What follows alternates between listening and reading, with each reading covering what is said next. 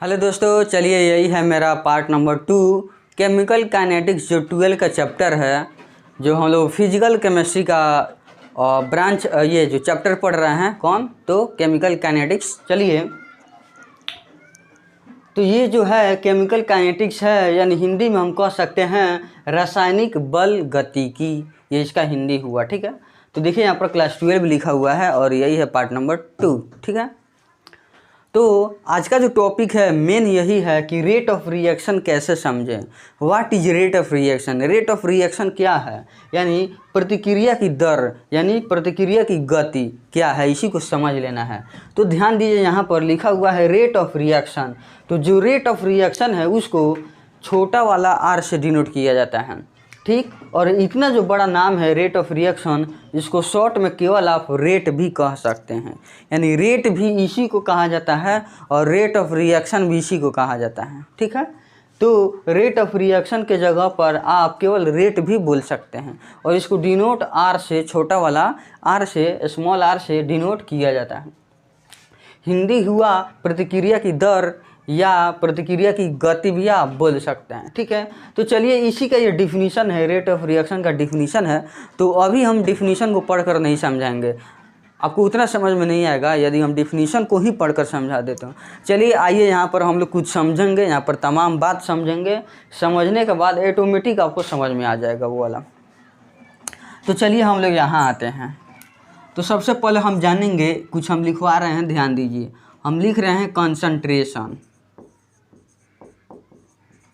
Concentration concentration तो concentration का जो फॉर्मूला होता है वह होता है नंबर ऑफ मोल। क्या? नंबर ऑफ मोल, एन से डिनोट किया जाता है by volume. Number of mole by volume, यह होता है कंसंट्रेशन, सांद्र या सांद्रता। ठीक है, कंसंट्रेशन यानी number of mole by volume. तो एक और हम बता दें, जो इतना बड़ा लिखा हुआ है कंसंट्रेशन, इसको हम शॉर्टकट में ब्रैकेट से भी डिनोट करते हैं। ब्रैकेट से भी हम लोग डिनोट कर देंगे।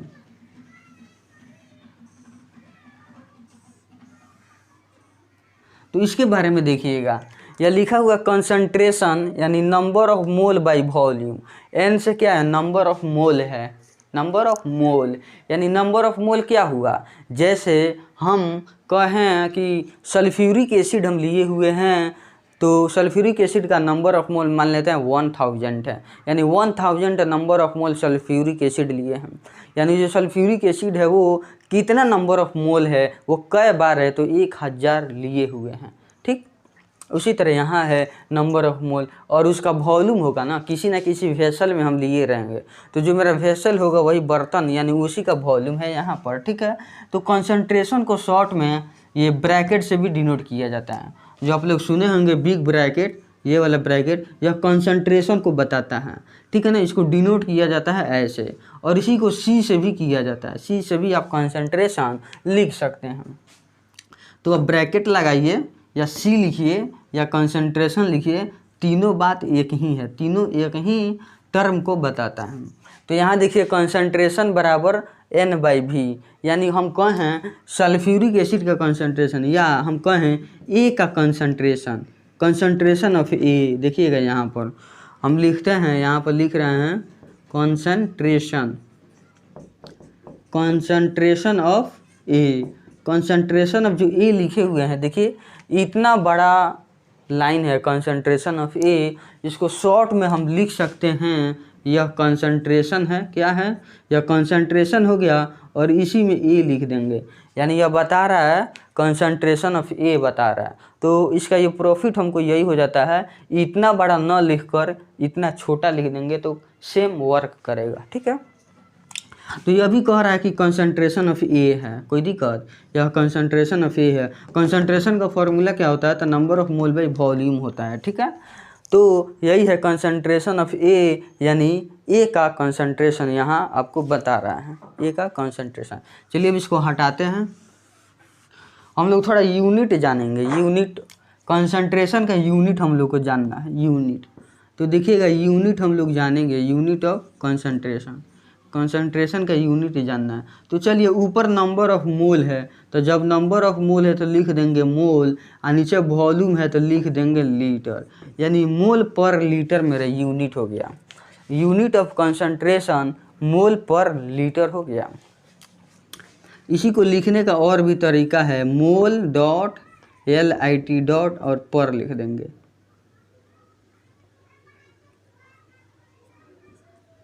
मोल पर लीटर हो गया। देखिएगा ये जो है पर का संकेत बताता है, -1 पर बोला जाएगा, लीटर यहाँ पर मोल पर लीटर हो गया।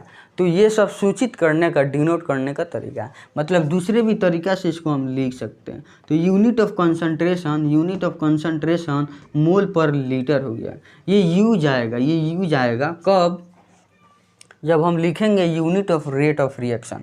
जब रेट ऑफ रिएक्शन का यूनिट लिखा जाएगा तब जाकर इसका हमको यूज आएगा, इसीलिए इसको अभी रहने देते हैं यहीं पर, ठीक है। अब आइए हमको कुछ यहाँ समझना है, रेट ऑफ रिएक्शन को समझना है। तो आइए हम लोग यहाँ कुछ देखते हैं। रिएक्टेंट है और ये प्रोडक्ट है।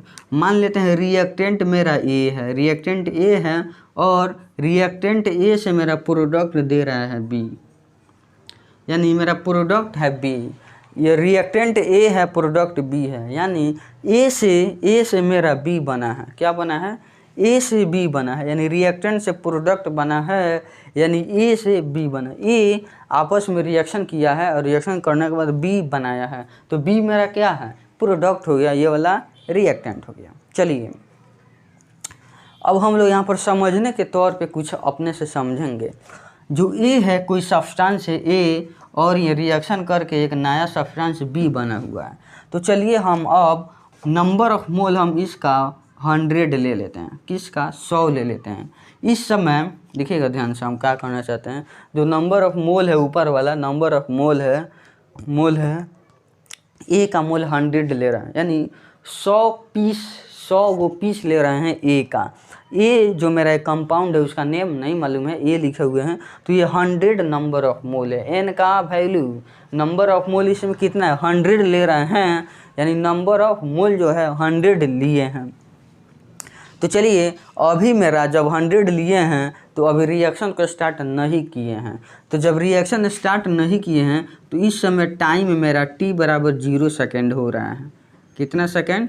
t टाइम हमारा 0 सेकेंड अभी हो रहा है, क्योंकि अभी रिएक्शन स्टार्ट नहीं हुआ है, इसलिए समय कितना है? अभी 0 सेकेंड माना जाएगा। तो इस समय जो प्रोडक्ट बना है वो अभी 0 बना है। कितना बना है? 0। यानी हम कंपाउंड ए को हम लिए हुए हैं, नंबर ऑफ मोल 100 है। कितना है? 100 है। उस समय टाइम 0 सेकेंड हो रहा है, अभी रिएक्शन नहीं स्टार्ट हुआ है, यानी उस समय मेरा प्रोडक्ट अभी 0 है, यानी कुछ नहीं बना। यानी हम बर्तन में, वेसल में हम ए कंपाउंड को लेकर रखे हुए हैं, अभी रिएक्शन स्टार्ट नहीं हुआ है। तो जब रिएक्शन स्टार्ट नहीं हुआ है तो उस समय प्रोडक्ट मेरा अभी कुछ नहीं बना हुआ है, और उस समय टाइम 0 सेकेंड हो रहा है। ठीक, अब सुनिए। अब कुछ देर में माना कि टाइम जब 1 सेकेंड हुआ, कितना सेकेंड? जब 1 सेकेंड मेरा टाइम हुआ, टाइम टी से टाइम जब 1 सेकेंड हो गया तो इसमें से घट गया, 100 में से 99 हो गया, और ये घट कर यहाँ 100 में से 99 अब हो गया, एक घट गया, टूट गया, और टूटने के बाद अब ये प्रोडक्ट बनना स्टार्ट हो गया। तो चलिए नंबर ऑफ मोल हम 100 लिए थे, तो 100 था तब प्रोडक्ट मेरा अभी 0 था। तो जब इधर से घटेगा तब नहीं इधर बढ़ेगा, तो ये 100 से अब 99 हो गया। तो अब मेरा क्या हुआ? रिएक्टेंट क्या होगा? अब आपस में रिएक्शन करके प्रोडक्ट उधर देगा, तो इधर 99 बच गया, तो इधर एक मेरा उधर रेडी हो गया, मतलब प्रोडक्ट 1 बन गया। आपको समझाने के लिए हम बता रहे हैं। ठीक उसी तरह जब टाइम 2 सेकेंड हुआ तब ये टूट गया और 98 हो गया, और इधर आकर प्रोडक्ट मेरा 2 बन गया। ठीक है। फिर माना कि जब टाइम 3 सेकेंड हुआ, कितना? मतलब टाइम बीतते जा रहा है, 3 सेकेंड में माना कि यह हो गया 97, और इधर मेरा 3 हो गया। समझ में आ रहा है कि नहीं आ रहा है?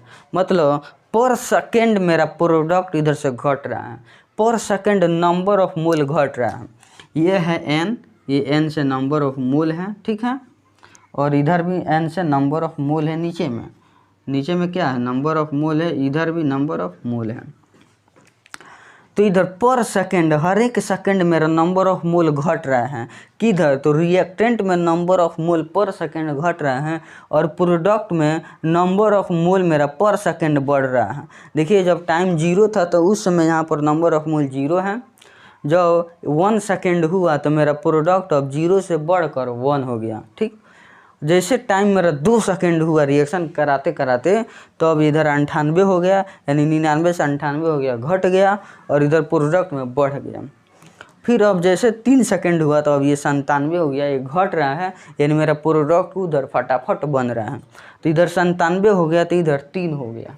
अब उधर भी क्या हो रहा है कि नंबर ऑफ मोल बढ़ रहा है, इधर नंबर ऑफ मोल घट रहा है। यानी आप कह सकते हैं कि जब रिएक्शन करता है तो रिएक्टेंट घटता है, प्रोडक्ट बढ़ता है। रिएक्टेंट घटता है, प्रोडक्ट बढ़ता है। आप कह सकते हैं कि नहीं कह सकते हैं। चलिए अब हम लोग क्या कहेंगे इसमें कि यह है नंबर ऑफ मोल 100, 99, 98, 97। इधर नंबर ऑफ मोल 0, 1, 2, 3, इधर बढ़ते जा रहा है नंबर ऑफ मोल, इधर घटते जा रहा है। ठीक है, अब सुनिए, ये जो भी है मान लेते हैं किसी वेसल में लिए हैं, 1 लीटर वाला वेसल में इसको भी लिए हैं और 1 लीटर वाला वेसल इसको भी दिए हुए हैं। यानी दोनों का जो वॉल्यूम है सेम है, इक्वल है। क्या है, इक्वल है।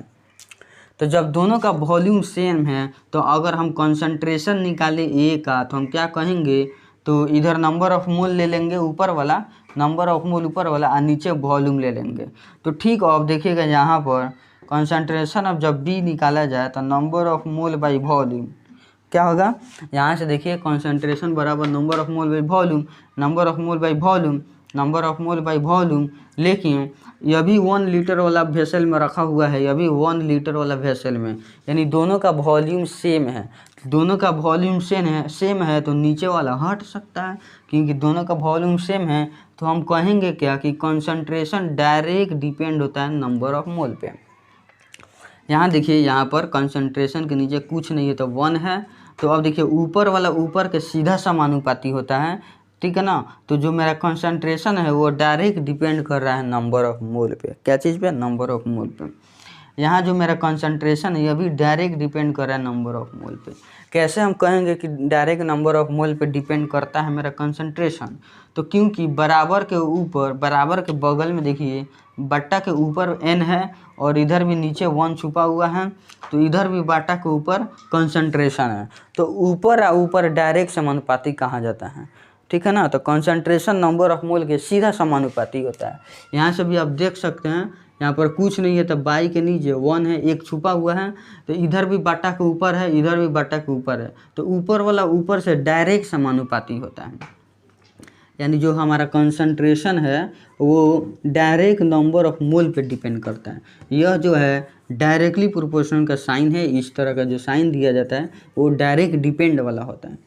तो हम देखिएगा अब यहाँ पर हम क्या सीख लिए हैं कि जो मेरा कंसंट्रेशन है वो डायरेक्ट नंबर ऑफ मोल पे डिपेंड करता है।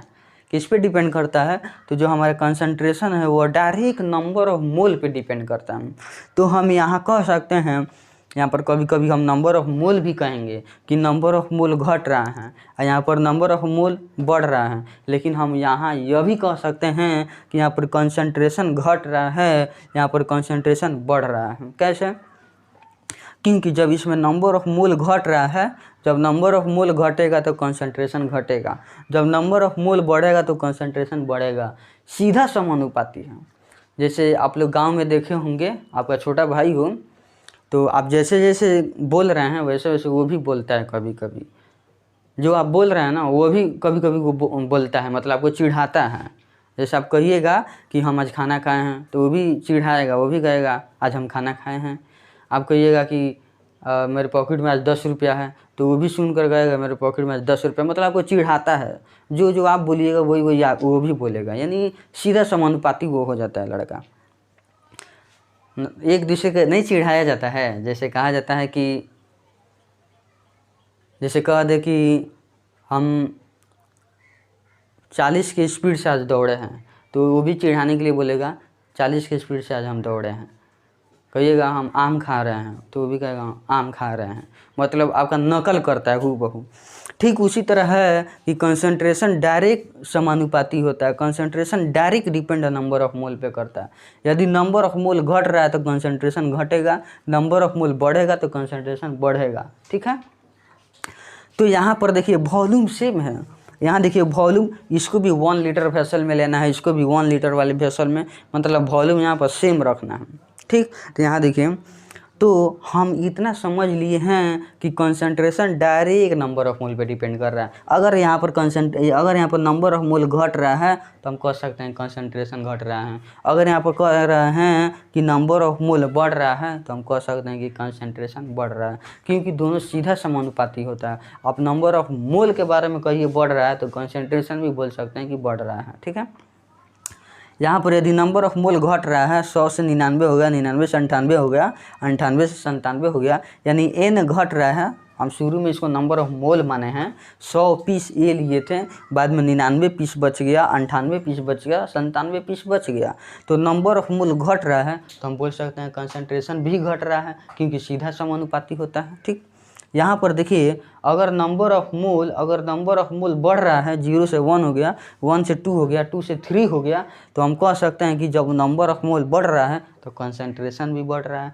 क्योंकि सीधा समानुपाती होता है। क्या होता है? सीधा समानुपाती होता है। तो यहाँ हम लोग को कुछ ना कुछ सीखने को मिल गया कि जब नंबर ऑफ मोल घट रहा है तो कंसंट्रेशन भी घट रहा है, जब नंबर ऑफ मोल बढ़ रहा है तो कंसंट्रेशन भी बढ़ रहा है, हम बोल सकते हैं। ठीक है, तो अब देखिएगा, हम अगर इसको एक स्टेप और बढ़ा दें, यहाँ पर हम क्या करें, एक स्टेप और बढ़ा देते हैं। जैसे माना कि समय 4 सेकेंड हो गया, तो ये घटकर 96 हो गया और ये बढ़कर 4 हो गया, क्योंकि हम लिए थे शुरू में 100 मोल लिए थे, 100 में 0 जोड़ेंगे 100 मोल, तो इसको भी जोड़िए, 99 + 1 100 मोल, 98 + 2 100 मोल, 97 + 3 100 मोल, 96 + 4 100 मोल, यानी जितना हम सब्सटेंस को लिए थे उतना ही है, मेरा बैलेंस है। हम जानते हैं कि कोई भी मैटर ना ही डिस्ट्रॉय हो सकता है, नहीं क्रिएट हो सकता है। ठीक, वो भी यहाँ पर पालन हो रहा है। ठीक है, तो आपको अब बताना है रिएक्टेंट में, यह है रिएक्टेंट में नंबर ऑफ मोल घट रहा है कि बढ़ रहा है। नंबर ऑफ मोल घट रहा है, यानी नंबर ऑफ मोल घट रहा है, डिक्रीज हो रहा है, नंबर ऑफ मोल डिक्रीज हो रहा है, तो हम कह सकते हैं कि कंसंट्रेशन भी डिक्रीज हो रहा है।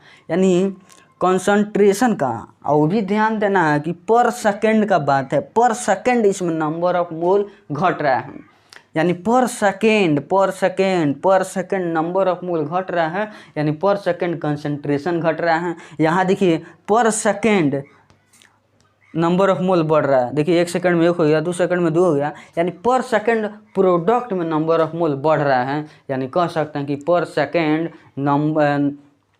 सेकंड कंसंट्रेशन ऑफ प्रोडक्ट भी बढ़ रहा है, यानी प्रोडक्ट का जो कंसंट्रेशन है वो बढ़ रहा है, क्योंकि प्रोडक्ट का नंबर ऑफ मोल जब बढ़ेगा तो कंसंट्रेशन भी बढ़ेगा, जब नंबर ऑफ मोल बढ़ेगा तो कंसंट्रेशन बढ़ेगा, जब नंबर ऑफ मोल घटेगा तो कंसंट्रेशन घटेगा, क्योंकि सीधा समानुपाती होता है। जैसे जैसे मोल कहेगा, जैसे जैसे नंबर ऑफ मोल बोलेगा, जैसे जैसे नंबर ऑफ मोल कहेगा, वैसा ही कंसंट्रेशन भी पालन करेगा। मतलब नंबर ऑफ मोल बढ़ेगा तो कंसंट्रेशन भी कहेंगे कि बढ़ रहा है, अगर नंबर ऑफ मोल घटेगा तो कंसंट्रेशन भी घटेगा, क्योंकि ये दोनों आपस में सीधा समानुपाती होता है। ठीक है ना, एक दूसरे की बात मानता है। तो यहाँ पर वही बात समझाना था कि आप बताइए नंबर ऑफ मोल यहाँ पर बढ़ रहा है कि नहीं बढ़ रहा है। तो नंबर ऑफ मोल इंक्रीज कर रहा है तो हम कह सकते हैं कि कंसंट्रेशन भी इंक्रीज कर रहा है। पर सेकेंड, पर यूनिट टाइम, देखिएगा पर यूनिट टाइम कंसंट्रेशन बढ़ रहा है, तो इसी को कहते हैं रेट ऑफ रिएक्शन। पर यूनिट टाइम यदि कंसंट्रेशन ऑफ प्रोडक्ट बढ़े, या पर unit time concentration of reactant घटे, तो इसी को तो रेट ऑफ रिएक्शन कहते हैं। ख्याल यही रखना कि पर यूनिट टाइम यदि कंसंट्रेशन घटता है तो इसी को रेट ऑफ रिएक्शन कहते हैं।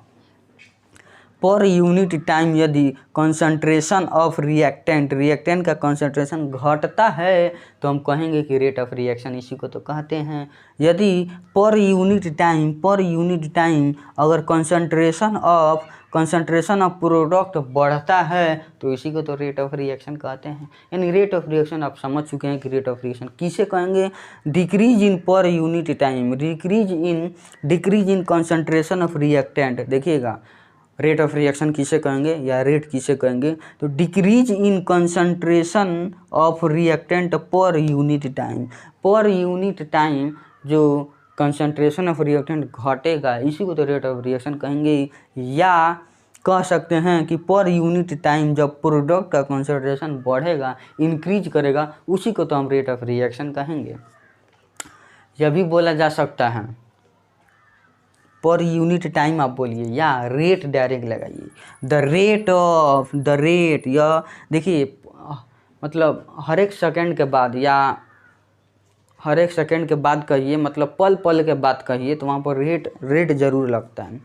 जैसे आप लोग जाते हैं मार्केट में सब्ज़ी खरीदने तो आप पूछते हैं कि सब्ज़ी का रेट कैसे है, यानी आप आज के समय में, आज का जो दिन है, तारीख है, इसके समय में आप सब्ज़ी का दाम पूछते हैं। तो क्यों हर एक समय में पूछा जाता है, क्यों हर एक दिन रेट पूछा जाता है, क्योंकि यह बढ़ने और घटने वाला मामला होता है। इसीलिए हर एक दिन हर एक समय आप कोई भी चीज़ खरीदते हैं तब रेट पूछते हैं, क्योंकि हर एक सेकेंड दाम बढ़ते घटते रहता है, हर एक दिन दाम बढ़ते घटते रहता है, हर एक सप्ताह हर एक वीक में दाम घटते बढ़ते रहता है किसी सामान का, हर एक महीना कोई चीज़ का दाम बढ़ते घटते रहता है, हर एक साल में ईयरली भी किसी का दाम बढ़ते घटते रहता है, हर एक सेकंड भी किसी का दाम घटते बढ़ते रहता है। इसलिए अब जब भी हम मार्केट जाते हैं कोई भी चीज़ खरीदने के लिए तो हम उस सामान का, उस गुड्स का, उस आर्टिकल का हम रेट पूछते हैं, मतलब आज के समय में उसका दाम पूछते हैं, ठीक है ना। उसी तरह यहाँ भी है the rate of decrease in concentration of reactant. बात समझ रहे हैं, कंसंट्रेशन बोल दिए और डिक्रीज बोल दिए, क्योंकि 100 से 99 से 98 हो गया।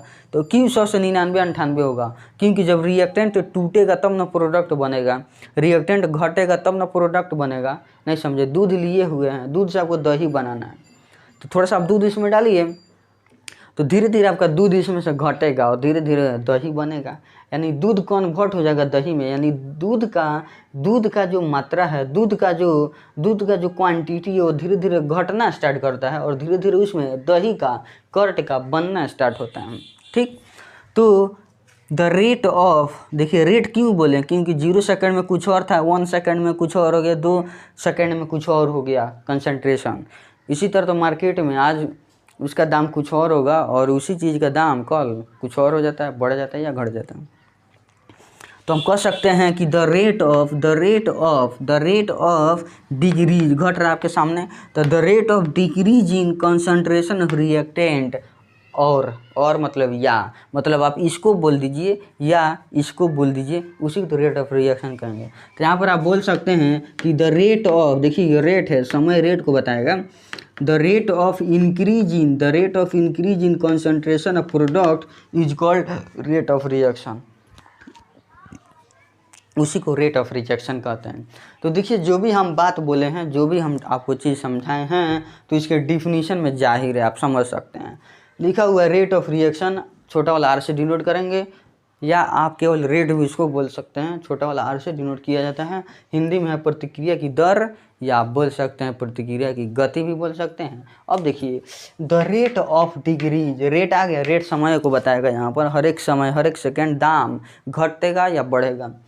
द रेट ऑफ डिक्रीज घटेगा, हर सेकेंड घटेगा, कौन, तो कंसंट्रेशन, किसका, तो रिएक्टेंट का। बात सही है। देखिए यहाँ पर हर एक सेकेंड मतलब रेट, हर एक सेकेंड घटेगा या कंसंट्रेशन है किसका, तो रिएक्टेंट का, वही तो लिखे हुए हैं। The rate of decrease in concentration of reactant का कंसंट्रेशन घटेगा, यानी पर यूनिट, हर एक सेकेंड हर एक टाइम घटेगा। या प्रोडक्ट को भी आप बोल सकते हैं, या रेट ऑफ इंक्रीज। देखिए यहाँ पर ये बढ़ रहा है, प्रोडक्ट का जो कंसंट्रेशन है इंक्रीज कर रहा है। रेट मतलब पर यूनिट टाइम, पर सेकेंड, पर टाइम, ठीक। Rate of increase in concentration of product, product का जो कंसंट्रेशन है वह इंक्रीज करेगा रेट, उसका इंक्रीज क्या करेगा, रेट इंक्रीज कर। ओ नो, मतलब क्या हो रहा है कि प्रोडक्ट का जो कंसंट्रेशन है वो इंक्रीज कर रहा है पर यूनिट टाइम। पर यूनिट टाइम में जो प्रोडक्ट का जो कंसंट्रेशन वो इंक्रीज कर रहा है, तो उसी को तो हम देखिए यहाँ पर कर product is called rate of reaction, इसी को रेट ऑफ रिएक्शन कहते हैं। बिल्कुल आसान है, घबराइए नहीं। अब देखिए आपको रेट लगाना पड़ेगा। यदि आप रेट नहीं लगाते हैं, यहाँ पर देखिए रेट नहीं लगाए हैं, तो आपको लास्ट में यहाँ पर यूनिट टाइम बोलना पड़ेगा। देखिए यहाँ पर यूनिट टाइम बोलना पड़ेगा। आप रेट बोलिए तो भी चलेगा, आप रेट बोल दीजिए तो भी चलेगा यहाँ पर देखिए, और नहीं तो आपको पर यूनिट टाइम बोलना पड़ेगा। अब देखिए कह रहा है the decrease in concentration of reactant, reactant का सांद्रण, रिएक्टेंट का कंसंट्रेशन घटेगा। तो रिएक्टेंट का कंसंट्रेशन सही में यहाँ पर घटेगा, घट रहा है। या increase in concentration of product, या प्रोडक्ट का सांद्रण कंसंट्रेशन बढ़ेगा, कब, पर यूनिट टाइम। यहाँ पर है पर यूनिट टाइम, तो पर यूनिट टाइम रिएक्टेंट का कंसंट्रेशन घटेगा या पर यूनिट टाइम प्रोडक्ट का कंसंट्रेशन बढ़ेगा, is called rate of reaction, उसी को रेट ऑफ रिएक्शन कहते हैं। चलिए इतना तो आपको बिल्कुल समझ में आया है। यह जो है यह भी रेट ऑफ रिएक्शन का ही डिफिनीशन है। यह कब है, थोड़ा सा यहाँ पर चेंजिंग करना पड़ेगा। माना कि यहाँ पर हम रिएक्टेंट C+A लिए हुए हैं, यहाँ पर प्रोडक्ट B+D बन रहा है। मतलब दो को यहाँ पर रिएक्टेंट लिए हैं, दो को प्रोडक्ट बन रहा है, तब का बात है। तब क्या कह रहे हैं हम, अब सुनिए। अब इसमें बात क्या है, थोड़ा सा माइंड लगाना है। इस दोनों में से कोई एक घट जाए, इस दोनों में से कोई एक घट जाए। यहाँ देखिए क्या कह रहा है कि the rate of decrease in concentration of any one of reactant. देखिए यहाँ है of any one of reactant, मतलब कह रहा है कि दोनों रिएक्टेंट में से कोई एक यदि घट जाता है, कोई एक क्या हो जाएगा, कोई एक, इस दोनों में से कोई एक भी घट जाएगा तो भी हम कह सकते हैं कि रेट ऑफ रिएक्शन हो गया, ठीक है ना। और ये घटेगा तो जाहिर सी बात है यह भी घटेगा, दोनों मिलकर ना यह बनेगा। तो एक घटेगा तो ऑटोमेटिक समझ जाना कि यह भी घटेगा।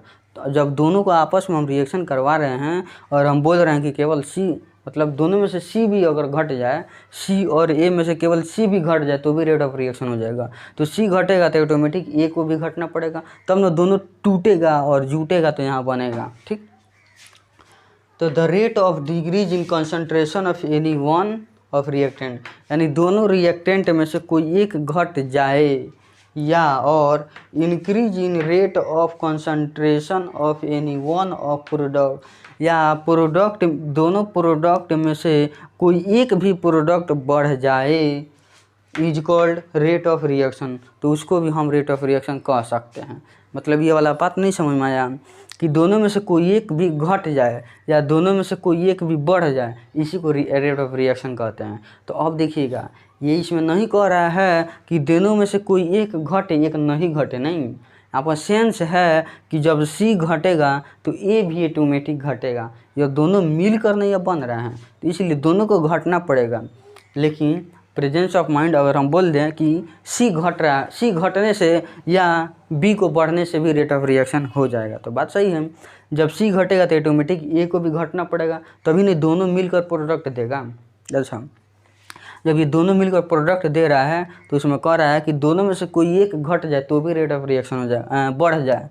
प्रोडक्ट में क्या कह रहा है कि एनी वन ऑफ क्या कर जाए, इंक्रीज कर जाए। यहाँ देखिए इंक्रीज कर जाए, यानी दोनों में से कोई एक इंक्रीज कर जाए तो भी हम रेट ऑफ रिएक्शन बोल सकते हैं। अब देखिए दोनों में से कोई एक बढ़ेगा तो यह भी बढ़ेगा।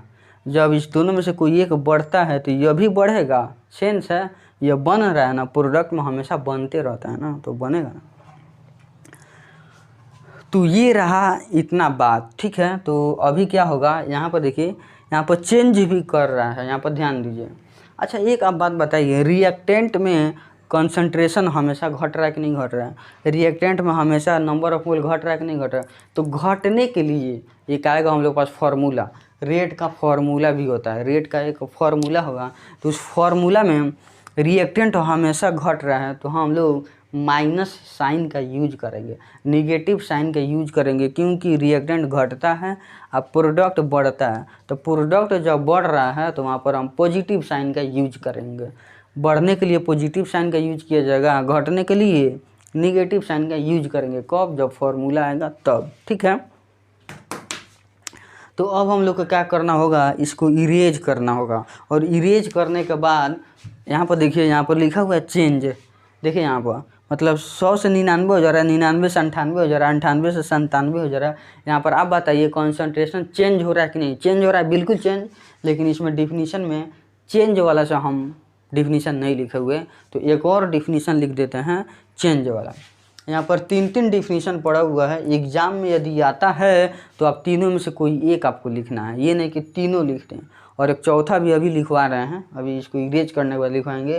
तो आपको कोई एक डिफिनीशन लिखना है, आप कोई भी एक लिख दीजिए, सही हो जाएगा। ठीक है, और रेट ऑफ रिएक्शन पूछता है बाबू एग्ज़ाम में, इसका डिफिनीशन पूछता है, घबराना नहीं है। ठीक है, एग्ज़ाम में पूछता है, हम बोल दिए ना, ये पूछता है तो पूछता है, VVI है बाबू आपके लिए। तो यहाँ पर क्या हो रहा है कि कंसंट्रेशन चेंज कर रहा है, और यहाँ पर भी कंसंट्रेशन चेंज हो रहा है।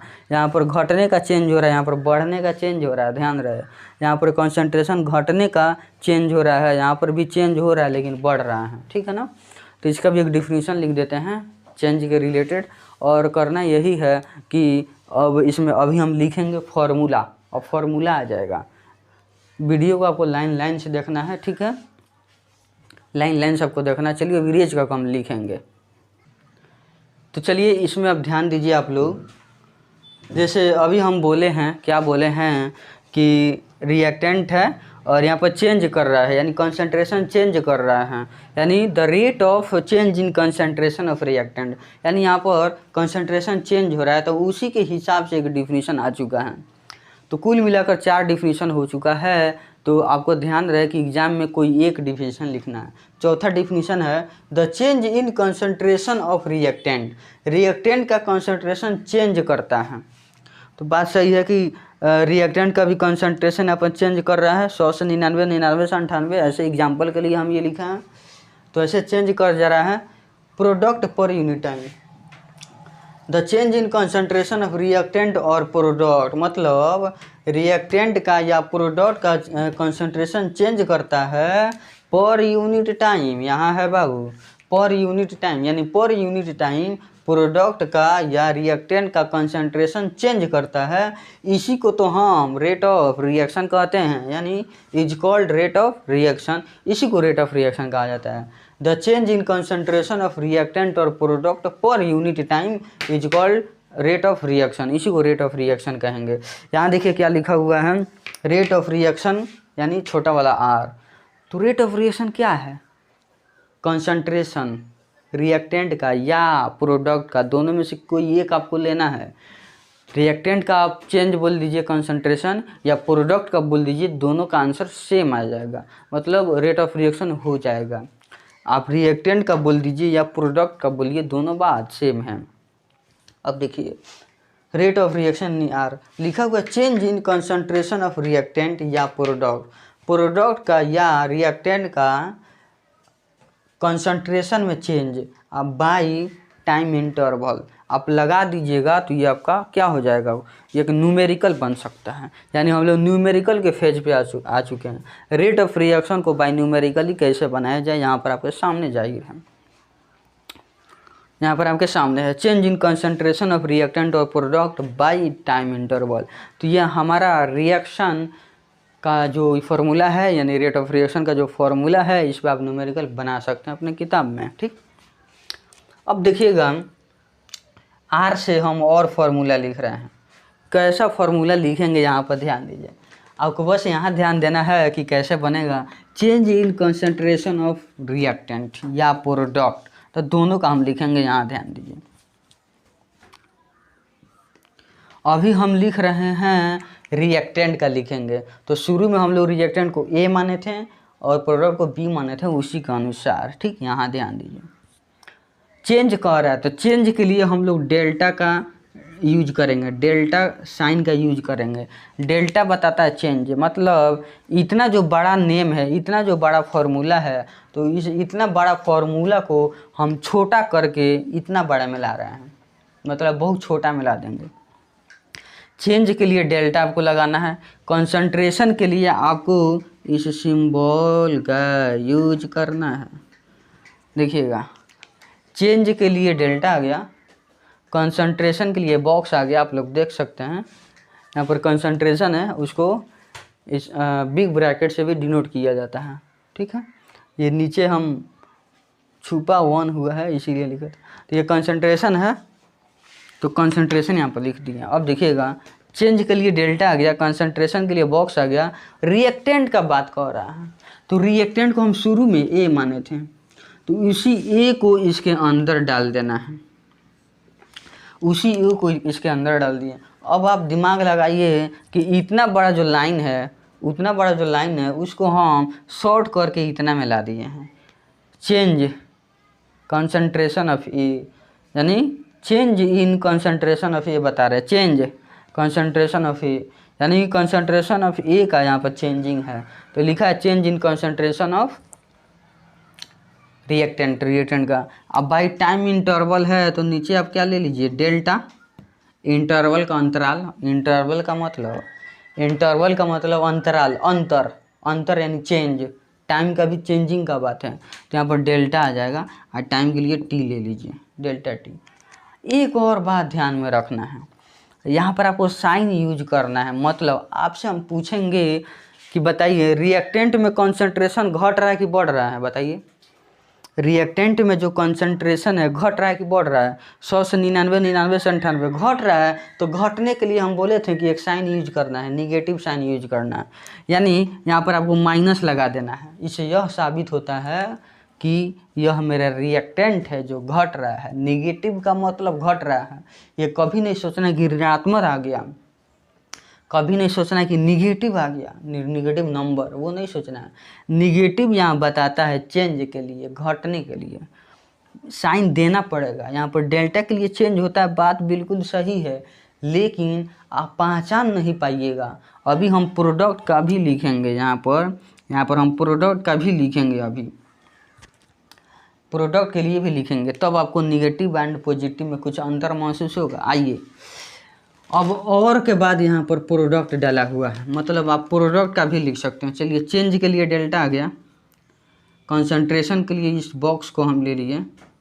अब प्रोडक्ट के लिए, तो प्रोडक्ट के लिए हम क्या लें, देखिए शुरू में हम बी माने थे, तो प्रोडक्ट हम बी मान रहे हैं, इसमें भी तो लिख दिए बी, लिख दिए। आइए नीचे, टाइम इंटरवल, तो इंटरवल के लिए डेल्टा आ गया, चेंज के लिए इंटरवल का मतलब चेंज, डेल्टा आ गया, टाइम के लिए टी ले लिए। कोई दिक्कत? अब बताइए, फिर यहाँ हम आपसे क्वेश्चन करेंगे कि प्रोडक्ट आप बताइए पर यूनिट टाइम बढ़ रहा है कि घट रहा है। प्रोडक्ट 0 से 1 हो गया, 1 से 2 हो गया, 2 से 3 हो गया, 3 से 4 हो गया, यानी प्रोडक्ट बढ़ रहा है। प्रोडक्ट क्या हो रहा है? बढ़ रहा है। तो प्रोडक्ट जब बढ़ेगा तो बढ़ने के लिए हम साइन यूज करेंगे पॉजिटिव, हमको साइन यूज करना पड़ेगा बाबू, ठीक।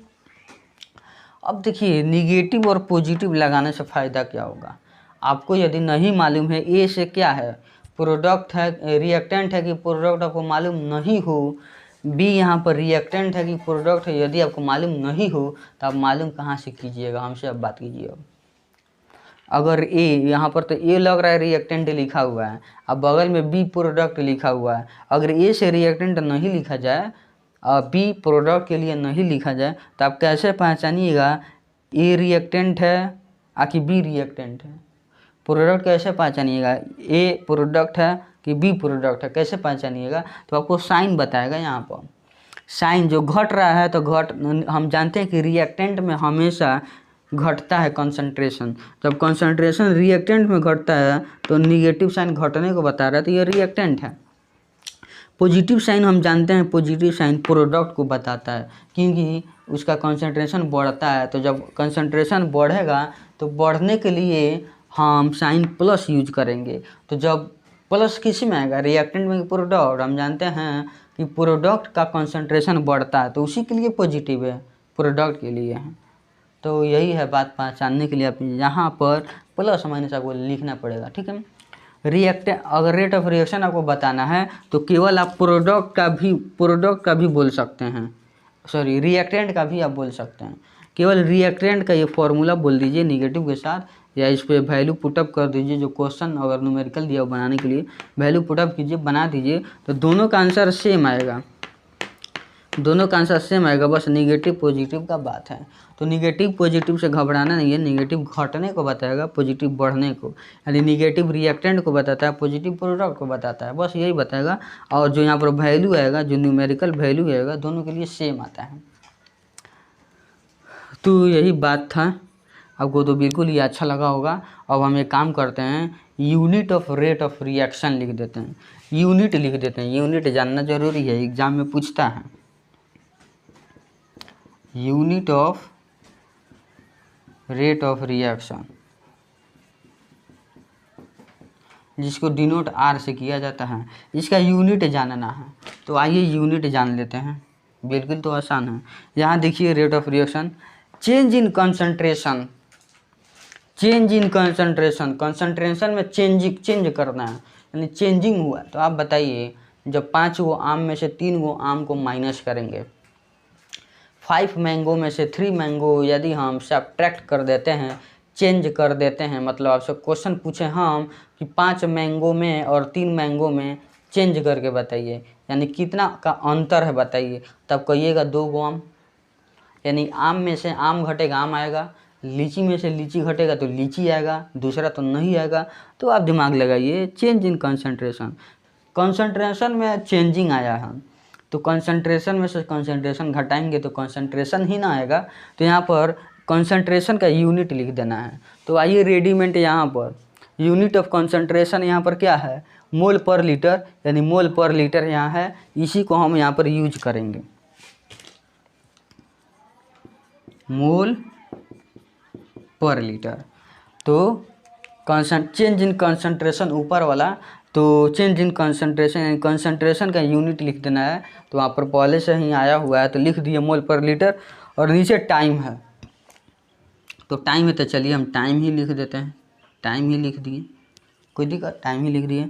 अब इसी को हम शॉर्ट करना चाहते हैं तो हम ऐसे भी लिख सकते हैं कि मोल पर लीटर, मोल पर लीटर पर टाइम, आप लिख सकते हैं मोल पर लीटर पर टाइम, क्योंकि टाइम भी ऊपर जब चला जाएगा तो पर बोला जाएगा।